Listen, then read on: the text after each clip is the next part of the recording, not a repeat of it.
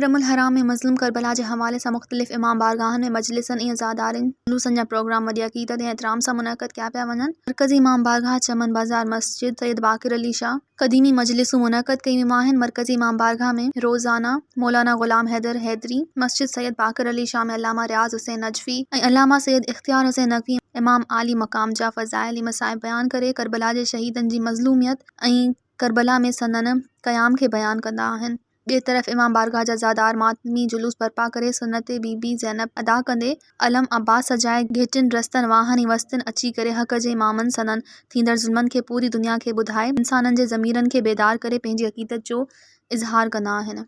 मज़ीद ख़बरनि ऐं तफ़सीलात लाइ विज़िट कयो असांजी वेबसाइट www.awamiNewsHD.com ऐं ॾिसंदा रहो अवामी न्यूज़ HD।